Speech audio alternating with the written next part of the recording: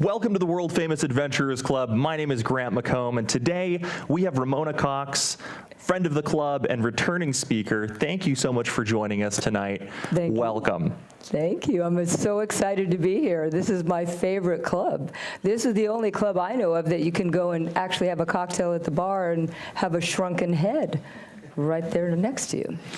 Greets you at the door, actually, yeah. Yeah. Well, I hear we have a video sent by you to kick us off tonight, and I'd love to play that before we get into the meat of our interview. This is my Indiana Jones version of what I do. All right, hit it, Phoebe.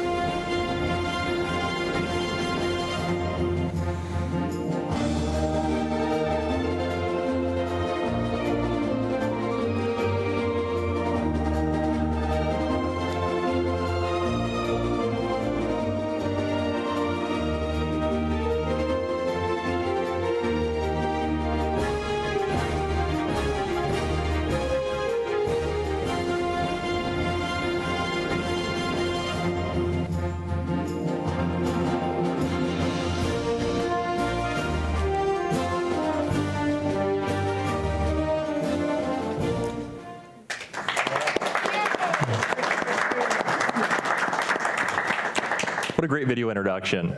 Clearly, you do it all, but best known for being a pilot, you're here tonight to talk about, pretty much all of it. So I'd love to start at the beginning. What got you into adventuring? What kind of led you to this path? Well, probably my influences, my father. He was a really hardcore adventurer, and he did every sport you could do, and he did it really well. He was a pilot. My half-brother Bobby, he was a pilot too, and he was a lieutenant colonel when he retired from the Air Force. So my bedtime stories were there I was. Right? So my experiences between the flying and everything that my dad did, I gravitated toward being an adventurer. It was just in part of my spirit. And he was an interesting man because he never ever, the gender was never even came up. It's not, this is something little girls do or little boys do. If I showed an interest, he'd say, let's go do it. And he introduced me to everything. So I feel really fortunate about that I never thought, even all throughout my entire life, with the flying I do, with the diving I do, I never thought, oh, I'm doing this and I'm a girl. It never dawns on me that what gender I am that I'm doing it. I'm just doing it because I love to do it. That's fantastic. Yeah, being raised in a family like that encourages you to chase your dreams. That's such a blessing, such an opportunity to really, find what you love to do in this life. Mm-hmm. So moving on, I mean, it sounds like and looks like, based on this video, you've done more than just flying. You have a taste for adventure that spans kind of the full gambit. So let's dive into that. Let's talk about kind of the steps that you took towards flying, maybe before you got into flying, and how you got into flying.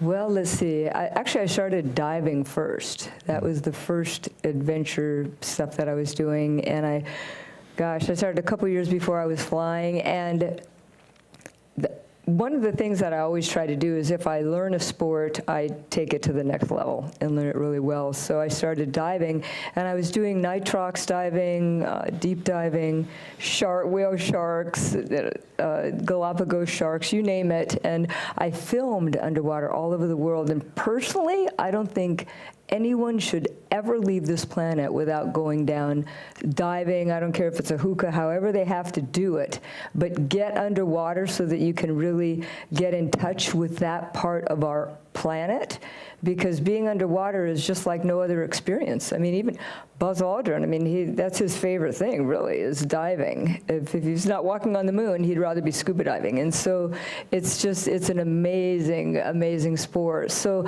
I started out diving, which I really loved, and then I started flying, and I was ski racing.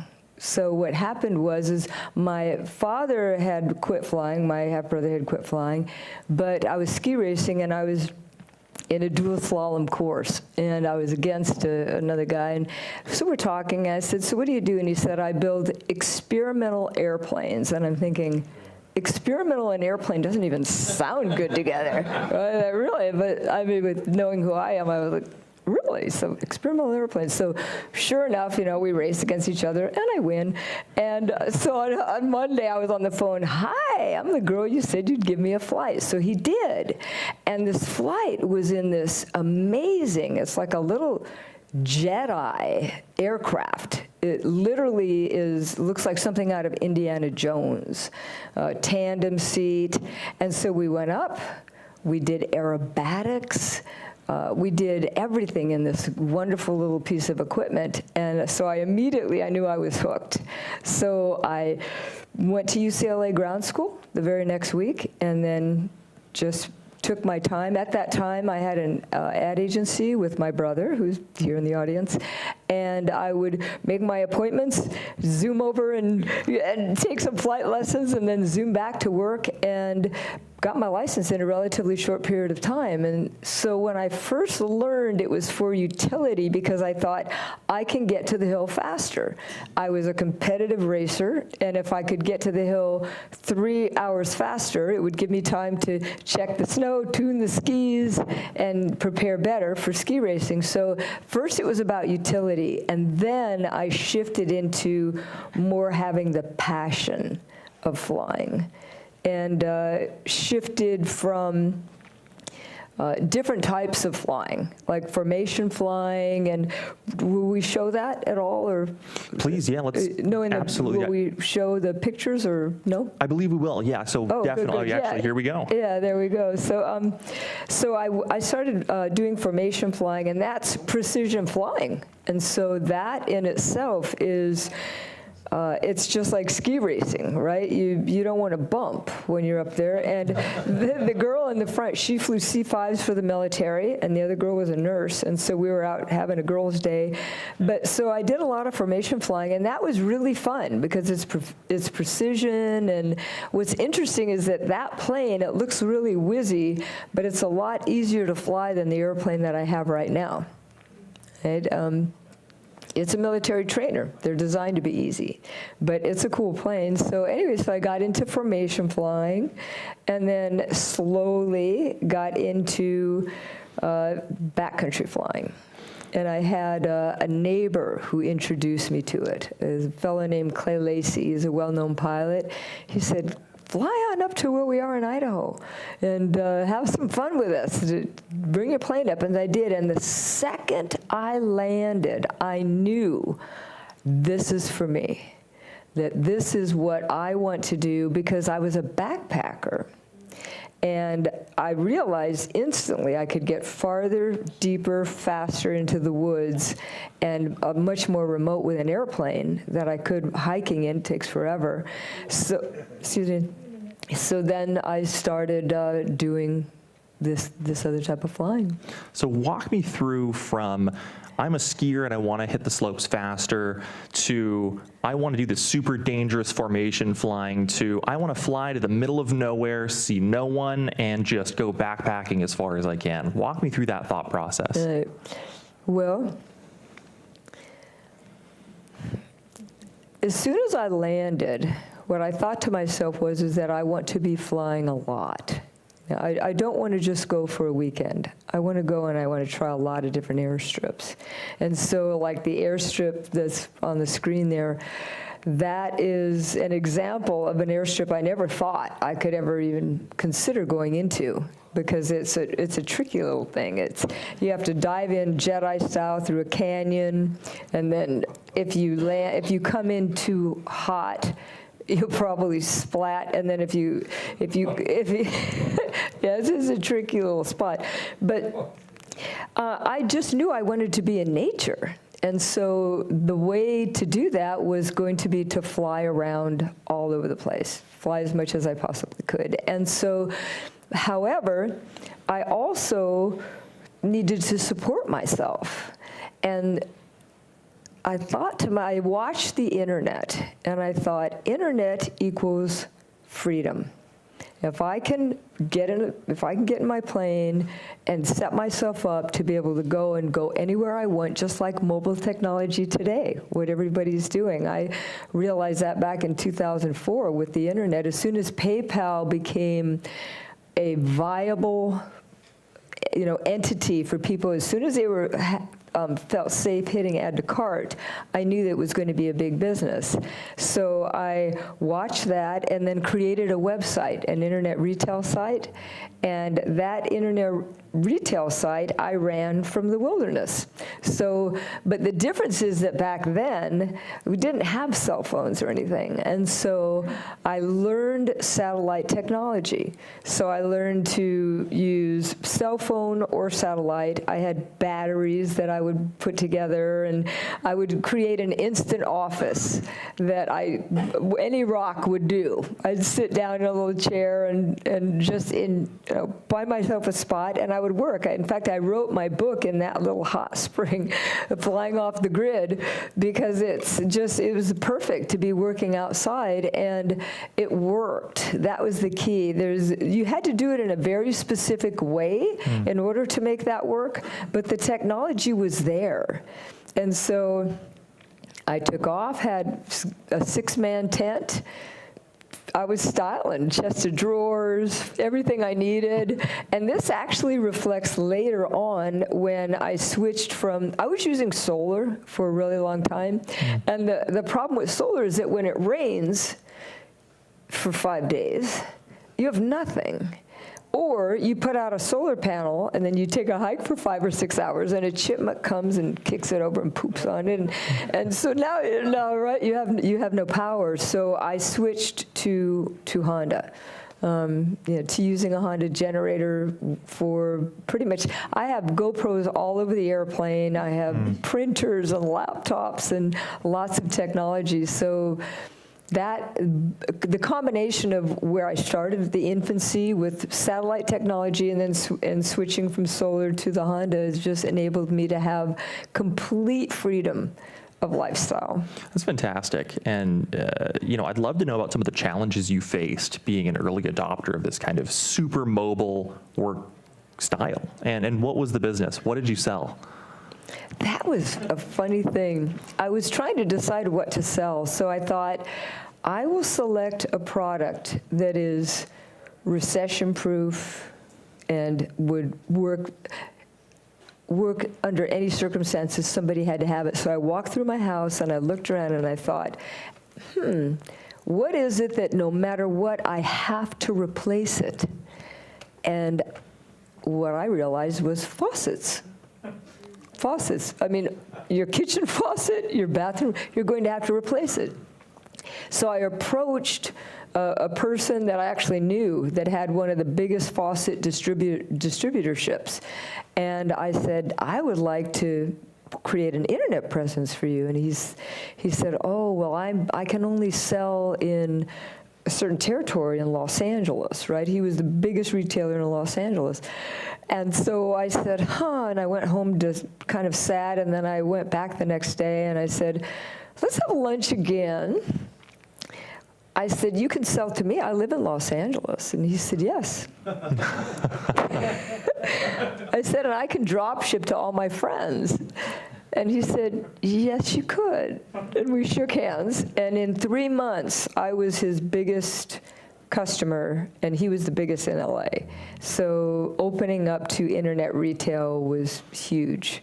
It was actually, I was running a big company, and I set it up so that all I had to do was make sure I was on the top of the search engines. That was my most expensive thing that I had to do, was just make sure, as long as I stayed on top, our sales were really good.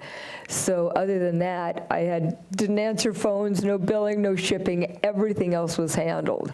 So I could sit in the wilderness, and I would always make sure that I took time to go ahead and get my work done.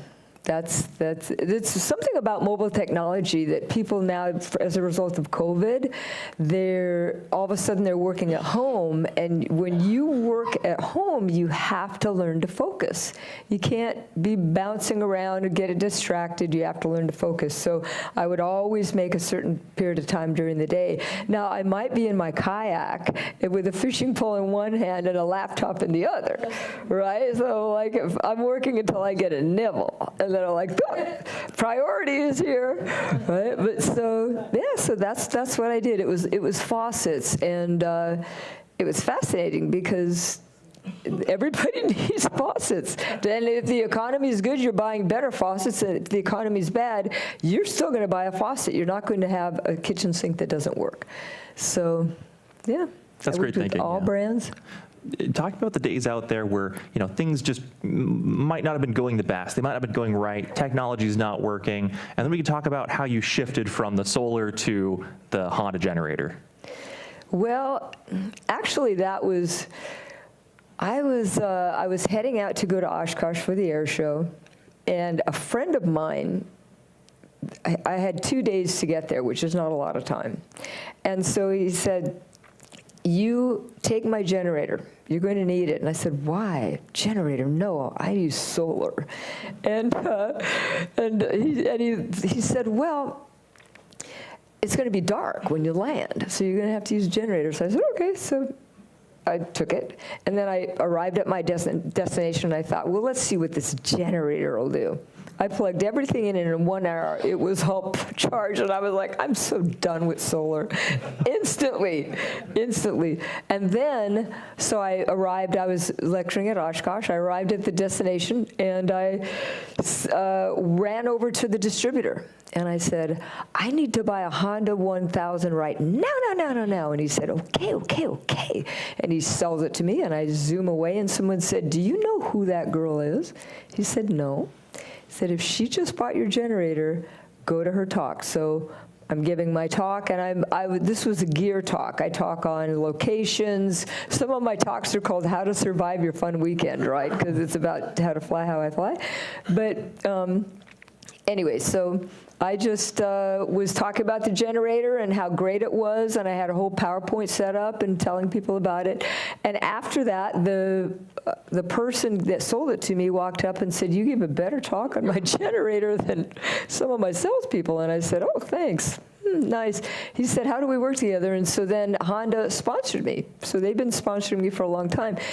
In these pictures, we're passing through here is that's a Honda BF 2.3 motor, because I also was using their boat motors and everything. And when I would take off on the trips that I'd take off on, I didn't want to leave for a weekend. I wanted to go for a long period of time.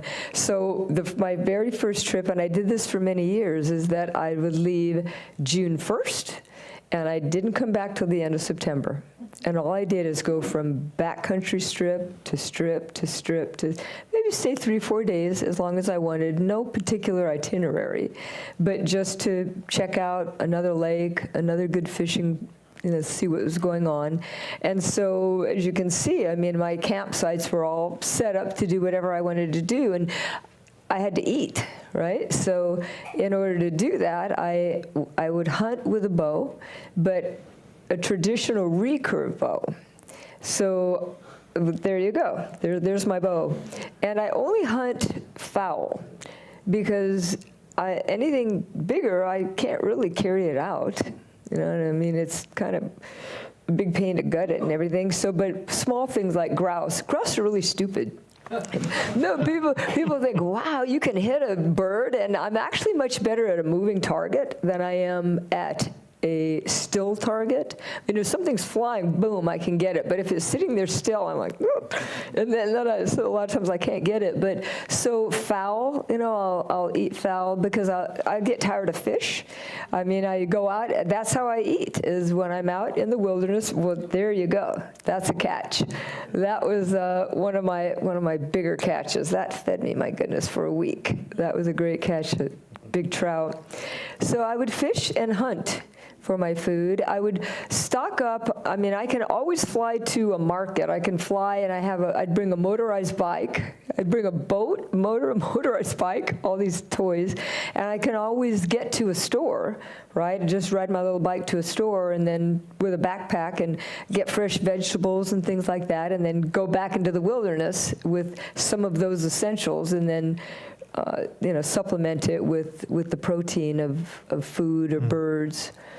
And so because you're not, because you're going out for like 4 months at a time and you're hunting and you're fishing, you're not taking as much food as some might presume. Mm-hmm. What are you taking? Give us a rundown of some of the gear that you bring with you that's just like non-negotiables. I have to have this on my trips. Mm-hmm.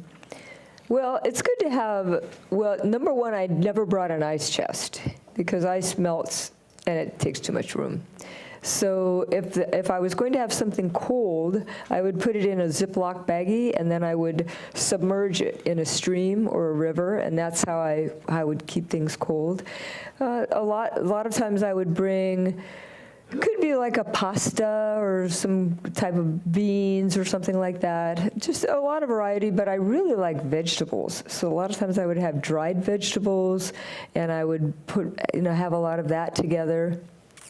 The thing about the food is that food scents attract bears, and I was so many times, because the bears they'll rip up your plane trying to get to it. So I would sit in my tent and I would hang my food. I'd bring a backpack and I would hang the food, and then I could hear the branches breaking. They're not too far from the tent, and I'd think, oh no, and I hear their big old fat bellies hit the ground, and then you hear them snorting outside, and they're like bear tearing everything apart. And I don't know if you've ever smelled bear slobber. Oh my goodness, bear slobber is like the stinkiest thing ever. It's just, even if they just lick the can, if they don't get into it, you don't want to eat it. But also I'm sitting in there and I don't know if their claws are going to come through my tent, and I'm always armed. And so I'll literally sit there and just aim, because my goal when I land is never to hurt anything. I don't want to hurt an animal. I am the guest. I'm in their home. So I will always do anything to avoid hurting anything, but at the same time, I'm going to be protecting myself so that nothing will happen to me. But some of these slides that we just passed through, one of them, it was the airplane and it was dark. So I'm lying in the airplane. I was sleeping in the airplane. And the way that I had gotten to this particular place, I was flying back from Idaho to California. And I looked down and I thought, ooh, look at that sweet little airstrip with that stream. I want to fish that stream. And so I look in my book, because I have no idea where it is, but what I notice is that the book says it's 3,000 feet long, when in fact I can tell half of it's washed out. So I thought, well, I can land in 1,500, so I go ahead and land, and that's something that you have to learn. There's a lot of things that you need to learn when you do backcountry flying that are just, it's not normal pavement stuff. And so anyway, so I land at this place, and I'm looking around. There's a lot of prints. One thing that it's really important to do is to learn prints. Is it a dog? Is it a wolf? Is it a bear? What is it? Is it a mountain lion? So you learn the prints.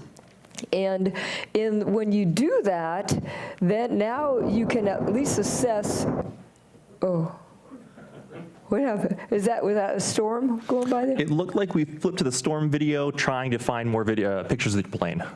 Oh. So we can come back to that if you'd like. Oh, okay. Oh, okay. Well, there it is. All right. So what that is that's a remote control lantern. And I always have remote control lanterns, because what I figured out being out there alone in the darkness with the wolves and mountain lions is that, see that right there? That's sleeping inside of the inside of my airplane. So I'm lying in the airplane, and I'm going to sleep, and all of a sudden the whole plane is just boom like this. I'm like, oh no, the bear is getting my plane. So I'm quiet. I don't want it to destroy the plane, but it didn't feel like it was doing damage. Like, see that? That's what I was worried about, was that's what was going to be out there. But so I'm lying there, and so I was quiet, and I was trying to peek out. I turn on the remote control lantern, and I'm looking, and I can't see anything. And I really was worried, because they have some pretty big bears out there, and on this particular trip, I didn't come too highly armed, like I wasn't armed enough for something really big. And so next thing I know, I think, I go back to sleep again. Boom, hits it again. So now I'm really getting concerned, and I don't want to open the door, because I don't have anything strong enough to stop something if it's in my face. And so I peek out again, and as it turns out, it's a deer, and he's just rubbing his back on my rudder, right? But I was sure that was going to be a bear. But so I've had to learn to deal. What you have to do is blast through fear. Some people, they'll ask me, "Do you get scared out there?" And my experience is that you work your way up to it. Of course, you're a little bit worried about things, but for me, I kind of go straight through scared and go to focus, right? Because scared is adrenaline, and adrenaline isn't logical. I go straight from what is that to what weapon do I need? What do I need to stay alive? So I get into a very logical mode I go from A to B pretty quick on that. So what do you usually carry?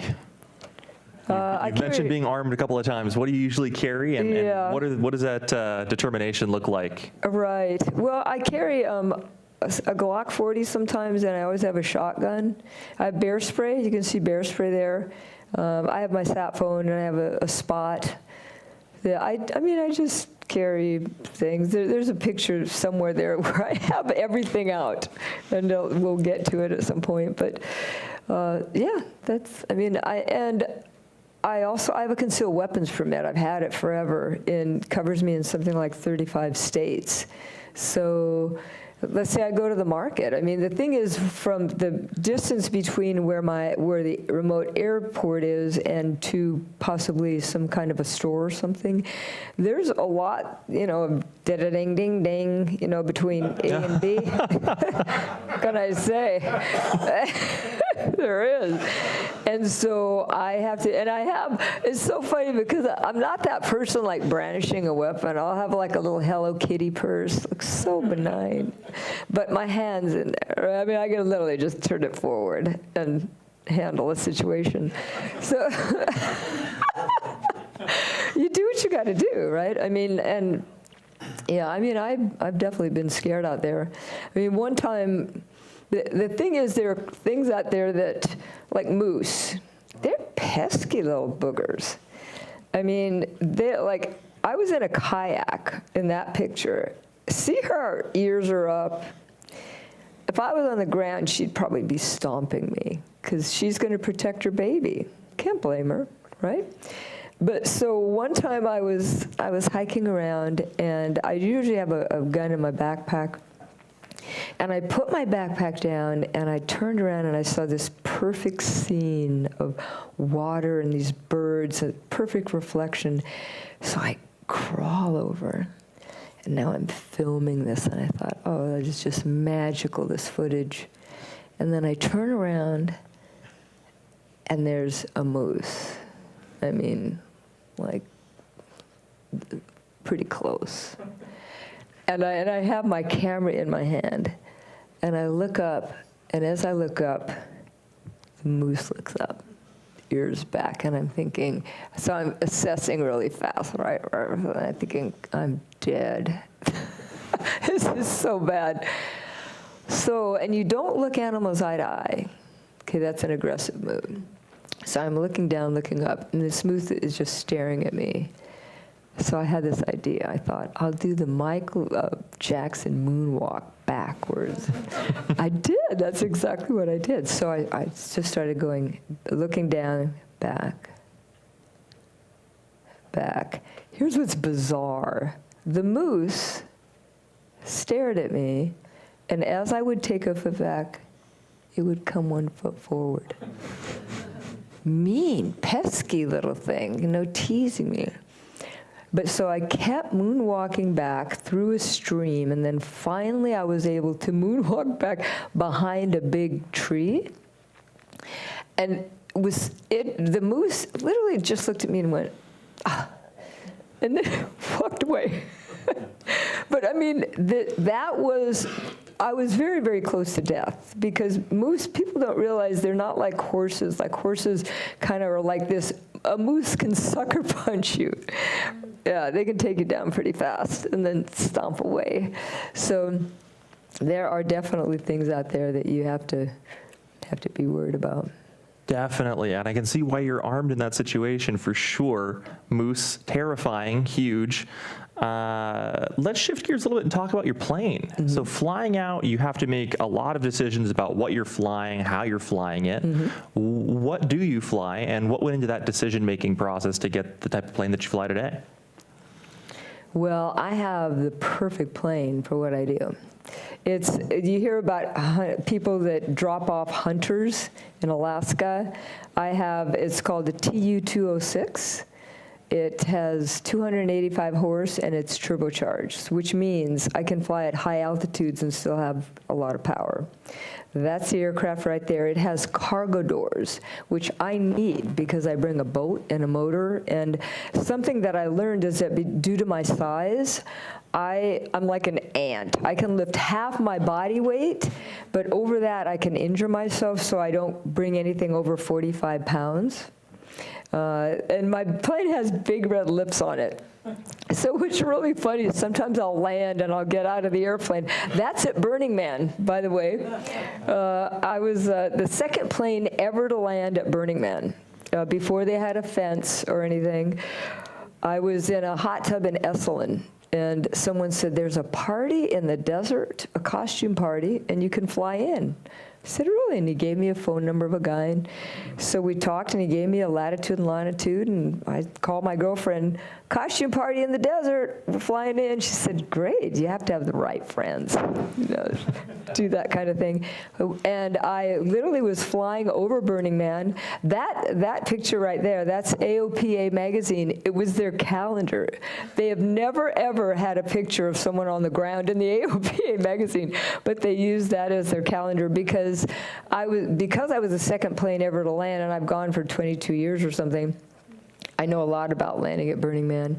But the first year that I went, I arrived early, a few days early, and it was a 5-mile area, and there were 10 tents. So I thought, well, I'll just land in the middle of the tents. So I did. I mean, they're far away, you know. It wasn't like I was going to run over somebody. So I did, and then the Burning Man grew all around me. So it was, yeah, that was kind of an interesting experience. That's formation flying there, where I'm flying on George Kunis. He was filming my airplane. Yeah, formation flying is an interesting thing, and that's a magazine cover that I did. And the only way that you can do a magazine cover is if you're a formation pilot. And sometimes you'll see pictures where they're air-to-air, but the pilot's not flying because they're not a formation pilot, but they have a co-pilot that is. Mm. Anyway, so where were we? Burning Man. Yeah. Tell me about the logistics of landing at Burning Man. Mm-hmm. And then if anyone has been to Burning Man, you know that it's dust, dust, dust, dust, dust. Mm-hmm. And beyond dust, it's silt. So talk to me about how your plane deals with that. And, tricky. You know, okay. Right. There's a lot of dirt and dust and silt. Burning Man has a lot of considerations. There's the big red lips, and I added eyes just for Burning Man. So what you have to do, there's a lot of considerations when you land there. I mean, you have high density altitude, it's super hot. You need to cover every single hole that there is on the airplane, and because dirt will get into everything. I sleep in the plane when I'm there, so that it's really, really comfortable. You know, I enjoy it. But we have massive dust storms, whiteout dust storms, that you can't see anything. I think there's a video somewhere in this that shows that. But yeah, Burning Man's something else. I mean, I don't know if I'd take a really nice airplane there. I mean, I have a nice airplane, but I'm not sure if I'd take something that was brand spanking new that was, you know, $8 million. It's a great event, though. Burning Man. A lot of people talk about Burning Man, and they have no idea what they're talking about because they've never been there. You really have to experience Burning Man to have any concept as to what it is. It's actually probably the biggest art festival that you'll ever go to. Everything happens there. It's like a banquet. You mentioned flying in before they had fences up. When was the first year you flew into Burning Man, and how many years have you been since? That was like 1996, I think. Mm. Yeah, I flew in. There was no fence. I mean, I just landed, and then the event grew around me. So I had to wait for everybody to leave. And has it been a yearly thing for you since, flying in Burning Man? Yeah, I'd flown in for like 22 years. Mm-hmm. Oh, that's great. Yeah. Plans to go this year now that it's back on after the pandemic? I may. Yeah, I may go this year. Yeah, I didn't go for a few years. I had switched. I started a program with Honda going from Skyway to Highway. And so I felt like changing it up. So I left and went RVing. And so in the last 4.5 years, I've been through 34 states, 35,000 miles. And what I've been doing is filming. I've flown all over the United States. And so I've been filming from the ground view and comparing it to the aerial view of where I normally fly. So it's kind of, because a lot of times from the ground you look up and think, oh, I wish I could see it from there, and vice versa. So anyway, I've been doing Skyway to Highway. But yeah, I don't know. I don't know if my plane will be ready. Right now I'm working, changing my engine, so I don't know if it'll be ready for Burning Man. But yeah, I'd go back for sure. It's fun. It's an amazing. Everybody should go to Burning Man once, I think. So in terms of the Skyway to Highway program, where is that being published, and when is it going to be ready for everyone to check out? Oh, well, I've been on it for 4.5 years, and I'm continuing it. In mid-May, I'll take off again, and I'll probably go through New Mexico, Colorado, Utah, Idaho, Montana, Washington. I have SkyChick Adventures. That's my website. So you can go there and check it out, or SkyChick Adventures on any of the YouTube or Instagram, Facebook, and that's a DVD that I have, right? So find you at skychick.com. Yeah. Perfect. So I know a number of us will definitely do that after the talk tonight. But if we can, I'd love to backtrack to your sponsorship by Honda. Talk about how that came to be, and how maybe an aspiring adventurer can seek out these types of sponsorships for their travels. Well, I think quite often that today people look at the pocketbook to see who has the money and who is sponsoring, as opposed to how I did it. I mean, I use products, I test a lot of gear, and people trust me because I will say, if it's great, I'll say it's great, and if it's not, I'll tell them this is junk. And that picture right there, that's where I've been at the air show. Honda actually rented an extra space for me to have a full air camping setup so that they could see it. And so I would say my suggestion for a blogger would be pick the products that you love and use them, right? Go in that direction. Go from your heart, right? Don't go from who has the money and let's try to figure out how they're going to sponsor me. I mean, Honda knew. They could tell from when I was on stage. I was digging what I was using. And they power my outdoor lifestyle, for sure. That's kind of... I couldn't do what I'm doing without Honda products, so they're good. So there's just a natural connection. Yeah, absolutely. Yeah. I think, the thing about what I do is that most people that fly don't fly backcountry. They fly pavement. And so there's some real big distinctions between pavement and dirt, right? In pavement, if you're going to land on pavement, you're going to land, maybe there's a crosswind, but there's no inconsistencies there, right? Everything's going to be pretty easy. If you're landing on where I land, as you're coming in, I don't know if any more of the videos are going to show, or... Phoebe, let's try to get some of these videos up so we can check them out. So if you're landing where I land, you're coming in, and you are literally, you dive into a canyon, and you're like a tennis shoe in a dryer, right? There's all kinds of things that are impacting you, and as you come into land, you're hitting gopher holes, you're hitting elk wallows. There's so many things that you're bouncing around wildly that it's just a whole nother ball game. You have to worry about, are there animals crossing the runway? Are there, is there, like this one, well, for example, I mean, using that one as an example, there's a lot of rocks on that runway. And so what you don't want to do is take off with full, try to do run-ups, full power, because you're going to eat your prop up in the process of doing that. And what's the protocol? Oh, this is a good one. If this video will play, this is what it looks like when you're going into this canyon. You'll be able to see how tight this is. This is a tiny, thin canyon. Watch on the right side. Look how close that is on the right. So what you do, you fly overhead, and mentally you count the turns that you're going to make.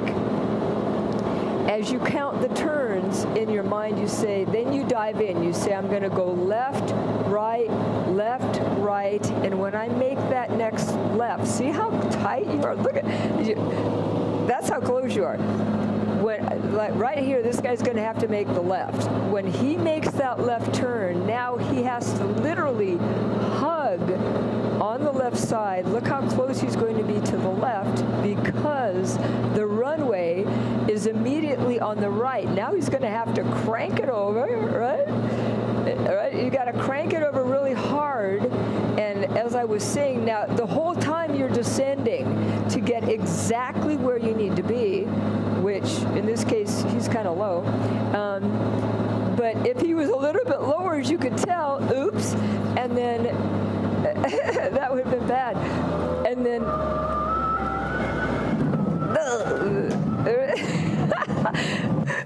now, it's a nerve-wracking landing. Yeah, so, but the thing is, now, that's my plane landed there. This guy is in the one, I had GoPros going and I forgot to turn them on, unfortunately.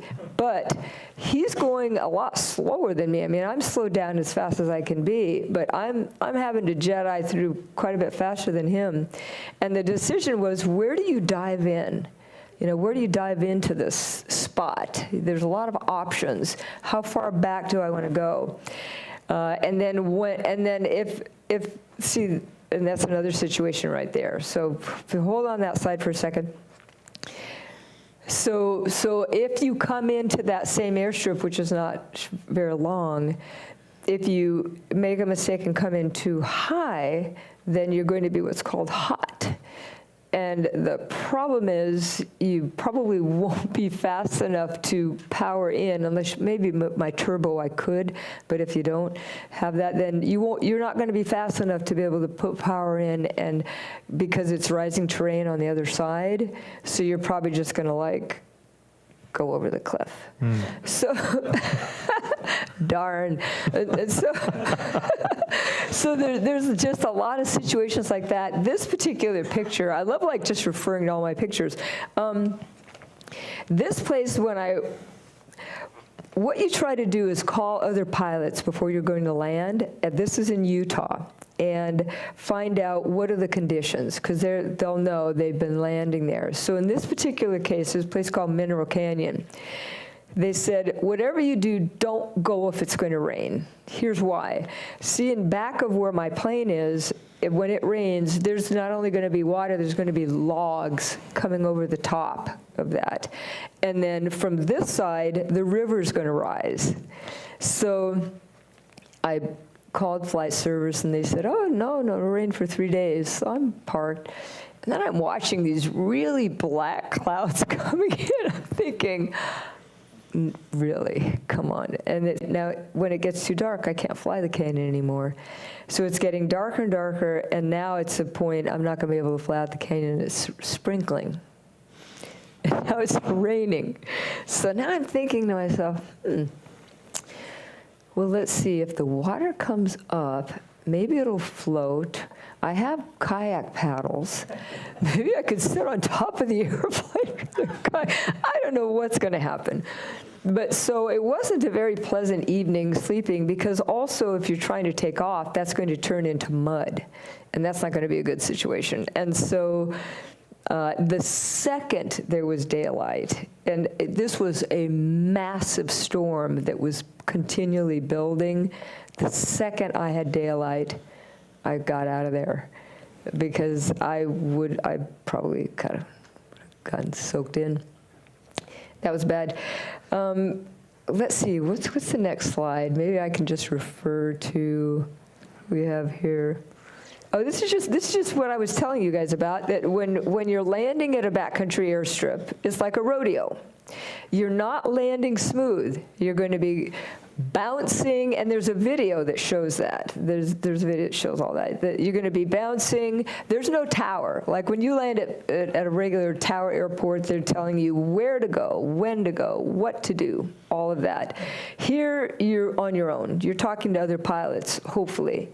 And so you're looking at the winds. Sometimes there's not a windsock. Sometimes the windsock's gotten chewed up. So now you have to look for alternates. How do you figure out what the winds are? Because you don't want to land with a tailwind, right? And so there's a lot of different ways to do that. Like a really good way is if there's any cows. Cows always put their little butts into the wind. I'm serious. If there's a pasture and their little butts in the wind, then you want to land toward their face because their little rears are going to be in the wind. If there's water, right, you can watch that. If there's tumbleweeds, all those types of things.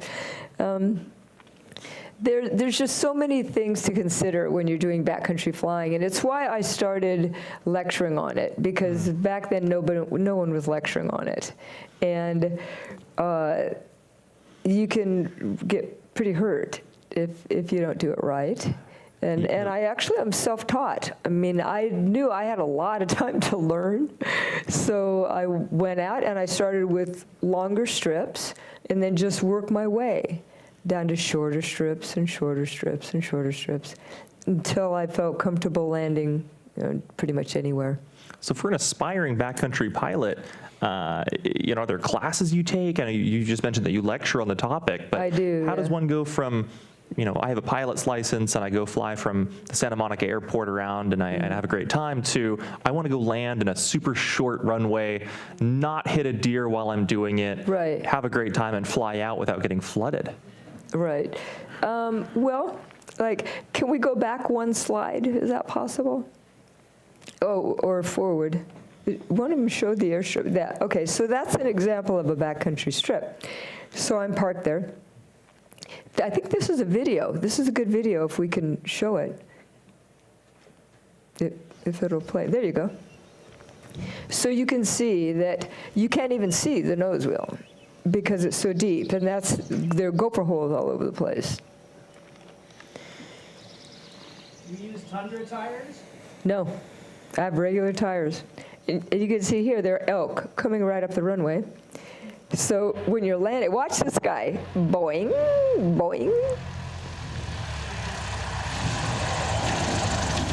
So you're not trying to make it pretty. So this is me coming in. There's a lot of considerations. It looks like it's boggy, so I'm holding it off. And you hear a stall warning.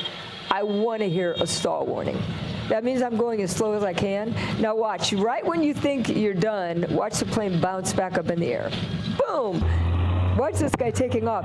He bounces all over the place, and then he goes sideways. So see, this is sideways right there. So these are not normal takeoffs. It's a rodeo. You're working your rodeo. Watch this guy. He's the funniest. So he goes sideways, and then he bounces all over the place. Doing, doing, doing. And then he manages to pull it off. But so you've got a little Bronco, and you are handling it. That's kind of what you're looking at here. And that's what backcountry is. This is that airstrip where the deer was rubbing its back on me. And as I was flying over, I looked at it, and I said, hey, so it's supposed to be 2,900 feet, but I've lost half of it. So now I'm just assessing. It looks like I can, I can land in half that distance. So that's what I did. But you can't expect that the runway is going to be the same as it was last week or even yesterday. Could be washed out, could be a gopher hole, you don't know. And usually you fly over overhead, and you're looking for incoming. You're looking for deer. You're looking for elk. You may see them, and then you have to think to yourself, how far are they? Can I land before them? Will they? If I'm not going to land before them, does it look like a herd that'll come prancing out? It's almost like planes are magnets for deer. Like, you come by, they're like, doing, doing. They're right in front of you. But I haven't hit one yet, I'm pretty happy about that. But yeah, it's just. So just do it. Just get out and try your hand at these crazier landings, more intense landings, and just dial it in. Well, I don't know about just go out and do it. This place, that's in the middle of 1.3 million acres of wilderness. I would suggest that you get some kind of training. Maybe fly some grass strips, practice. I always land as though I'm landing at a backcountry strip, which means mostly people come in and they're normal. They come in this nice little, I come in real high and just sort of elevator down.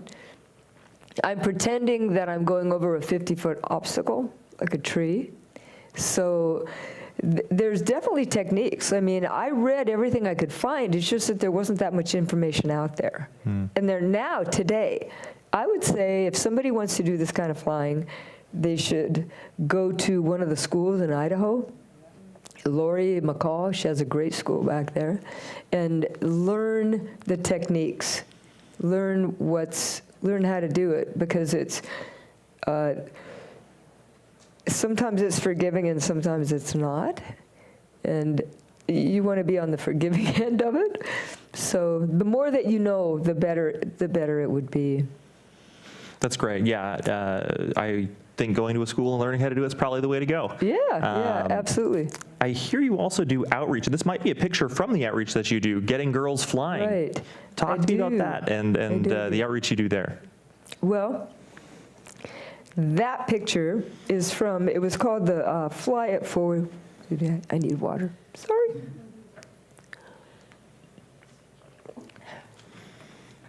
That was from the Fly It Forward Challenge. And what it was is women flying women. And so what we were doing is the female pilots would meet at airports, and we would fly any women that showed up. And one time, excuse me, one time I had the grandmother, the mother, 2 children and a grandchild. I thought, oh my gosh, this is terrible. But the way that we did it, the way that I did it, is that it was 100% safe no matter what. That because you would take off, and this is a really long runway. No matter what happened, I could have landed 3 times. And then you'd take off, you'd go really high, so even if you lost your engine, you could come back around and land again. But this is to introduce females to flying. So that's what that was for. And I love working with kids, because I'm only 5 feet. I'm like 5 feet and 98 pounds, and so a 10-year-old will look me eye to eye. So usually I'll put him in the front seat, and I'll let him fly. And I sit on 3 pillows. I think there may have been a picture of that I sit on 3 pillows. In fact, backtrack. Yeah, there you go. Excuse me, that's what I need to fly.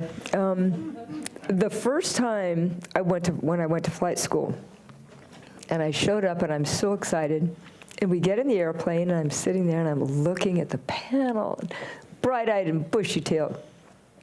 And the instructor looked at me and said, what do you see? And I said, all these instruments. I'm going to learn all this. And so happy. And he said, what else do you see? And I said, I don't know. And he said, can you see over the panel? I couldn't even see over the panel. I couldn't even see him. No. He said, well, today we'll do ground school, and tomorrow you bring back pillows. I said, okay. So that's my panel today. It's pretty sophisticated. So the next day I go back to the ground school and I have my pillows. And as I walk in, there are 3 fellows sitting there. And one of them said, so, honey, are you going to fly or take a nap?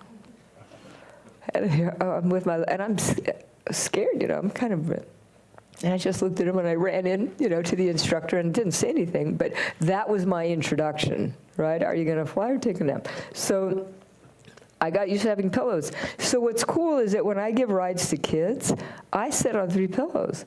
And so I look at them and I say, hey, look, I have these pillows. You want me to get you some pillows? And so then they sit on pillows, and now they don't feel like they're little kids. They're like, I'm on pillows too. And what I'll do is when I take them flying is that I let them be, sometimes I'll have a child in the front and parents in the back. I give charity rides sometimes, and so the little kid will be flying, and let's say I know a certain area that's going to get really rough, and so and I'd give them very basic instructions. I'd say, head for that mountain. If you just see sky, that means you're going up, and if you see too much water, because we're over the ocean, you're going down. So just make sure you see just the right amount of sky and water. Okay, simple. They're perfect. Now it gets turbulent. And I know it's going to get turbulent. And I look away and I look at their reflection. So I'm looking like this. And I can see their little bit like this. And their eyes are getting big. And they're going like this. And so I do this John Wayne thing. Why are you looking at me? You're the pilot in command. Handle it. And I look away again. And their little faces, they're like, they grab the yoke, and they handle it, right? You just have to show faith. And then I'm looking back, and their parents are back there. Their eyes are this big. And I'm like, they can do it. Yeah, I love giving rides to kids. And I don't necessarily try to push them to be pilots, but with the little girls, little boys, I mean, I'm happy with both. What I do is I try to instill in them, especially when they have the opportunity to fly, I say, just know that you just flew an airplane. If you can do this, you can do anything. So if you whatever your passion is, know that you'll be able to do it. You probably thought you couldn't fly an airplane. And they go, right. And I said, you did, didn't you? I did. And so it's just, to me, that's so gratifying to be able to do that. And then I've also raised a lot of money for the Cancer Society. I mean, my mother actually passed when I was 10, and from the time I was 6 to 10, she was dying of cancer. Mm. And so when I was 10, I realized that there are no guarantees. You know, when I lost her, I realized there's no guarantees on this planet, so I'm going to go for it, which is what I've done. So I just kept going for it. And so I've raised, gosh, I don't know, at least $20,000 for Cancer Society, giving rides and things like that. That's fantastic. And, you know, based on all the pictures we've seen in the videos, it sounds like you really have just seized as much as you can out of life. Mm-hmm. I love to see that. And since one of our members already broke the seal on questions, I'd love to open it up to the audience for questions. I know we have a lot of pilots in the audience, and I'm sure they have more technical questions than I could come up with. So, Lance, would you mind grabbing the mic and passing it around?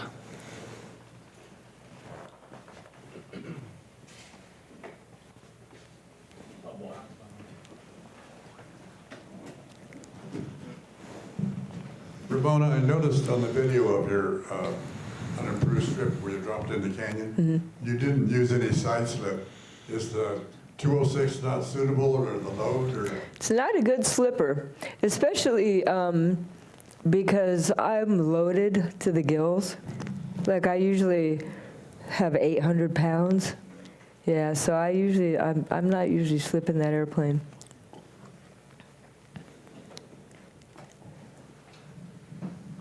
So I'm not so familiar with flying in formation. Can you talk about what it is to fly in formation safely? Sure, yeah, flying formation is a blast. What you do is that I learned starting in the back seat, just feeling, I was flying a stick, right? So the person in front was flying and I would feel what they would do. And so your goal is you pick a position. You want to be in a very specific position. So you join up. So you come up from underneath, right? And you join up into that position. And then you fly that. Now when you're flying, you may be going like this. So when you're flying formation, it depends. If it's just three airplanes, then it's not that complicated because there's not the degree of distance between planes. If there's a lot of distance between planes, then let's say you're way back here, well, you can imagine the difference, you know, just in the circumference of that. So this person back here has to be really powering forward to keep up with the formation, and the person down there has to be really throttled back to be able to stay in their position. What we would do is, I was taught by military guys, so you do different formations. You go, up and down. We dogfight too. That's fun when you're not really being shot at, right? So, yeah, formation flying it's very precision, and you don't want to make a mistake, right? I mean, that plane that I was flying, it had a canopy that I could pop, and so you learn how to pop that canopy. And something I did is that I jumped out of an airplane because I thought to myself that I can pop that canopy off, but if I did not have the experience of jumping off of an airplane or falling out of an airplane, I may hesitate. And often in situations like that, the plane may go out of control. So you want to get out of it before that happens. So I did a tandem jump with someone to feel what it was like to fall out of the sky, so that I would not hesitate to pop that thing and jump. And what really fascinated me was that I've done a lot of cliff jumping, like off of cliffs into water, pretty high, and this was completely different. How many people have actually jumped out of airplanes? It's fun, right? And so what it felt like, my brothers are laughing. What it felt like is, instead of when you jump off a cliff or where your stomach is coming up and you're just waiting to hit the water, it felt as though you jump and then the biggest blow dryer on the planet is blowing up on you, and you're just on this cushion of air floating down. It's really cool. So yeah, anyway, sorry, I get excited about crazy things. I liked jumping out of the airplane. But so formation flying, just like ski racing, just like anything else, it's definitely precision flying. So you need to, in fact, an interesting story, I got pretty good at it, and so sometimes they would have men that would join the group, and they would want to be formation pilots, and they were airline pilots. And the guys couldn't get them to fly right, because we would be dead on, and this person would be like this. Like, what's going on, Joe? Right? They couldn't stay glued to the airplane. That's what you have to do. So they'd put me in the back seat. So I would sit back there humbly, and I'd say, put your hand on the stick, and I'd say, I pretend that the stick is a newborn mouse, and I can't squeeze it very hard, because if I do, I'll kill it. So let's try that, right? I did. And so I'd say, I'm dead. I'm a dead mouse right now.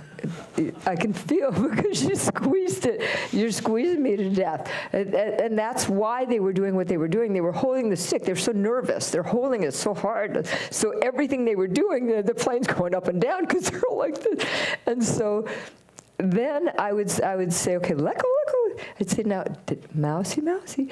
And then so that they'd hold it gentle. And then, sure enough, I could break them of the habit. But the thing is, I didn't get in there like a drill sergeant saying, what are you trying to do, dude? I'd say, I don't know exactly how to tell you how to do this, but this is kind of what works for me. So I came from a polite place. And then they'd fly it. Then they could do it. So I was like the person that could take the little Bronco that nobody could break, and then they'd put me in their back seat. And it worked. It worked. Because it's not that complicated. Women are actually really good pilots. They're sometimes better than men because we don't have the strength that you have. And so we have to use finesse. And flying is really about finesse. Right? Great stuff. I think we have time for one more question. You said you were a ski racer. And the last time I went to the Reno air races, they had this whole new thing racing airplanes called Stovall drag racing. I'm wondering if you're familiar with this. I'm very. Okay. Those are all my buds. Can you tell us a little more about this? Because this was the coolest thing I've seen done with an airplane. It's called the Stoll drags. Yeah, and the Stoll drags are, imagine if, okay, they did it at Reno in a couple of different ways. They did it with a couple of T6s. So they did, their Stoll drags were that the airplanes just had to get off the ground faster. But the real Stoll drag, you guys want to see the coolest thing, check out the Flying Cowboys. They have these big Super Cubs, and they have big wheels and everything, and they fly all over the place. But Stoll drags, imagine 2 airplanes take off, and at that end, they're post. They have to take off before a line, right? So it's like the first one to get off the ground, then they fly real low off the ground, and then they have to land and go around that post on the ground, and then take off again, right? And then land again, and it's whoever lands shortest. So it literally is a drag race, and friends of mine do that. They're all backcountry pilots, and these are highly modified airplanes. They're, I mean, one guy put a couple $1 million into this airplane to make it the most amazing Stoll drag airplane. They do it there. There's something, we have what's like the Burning Man of flying, which is called the High Sierra Fly-In. And that's in Nevada. And a bunch of these backcountry guys, Stoll drag guys, they purchased a bunch of land in Nevada so that they could do what they wanted to do. And so they have Stoll drags out there too. It's fascinating because imagine if you see an airplane and it takes off from here to you. It's already off the ground. It goes boop, just like that. Yeah, Stoll drags are great. Incredible. That sounds like a fantastic time. Thank you so much for coming to talk with us tonight. You're welcome. Ladies and gentlemen, Ramona Cox. Thank you.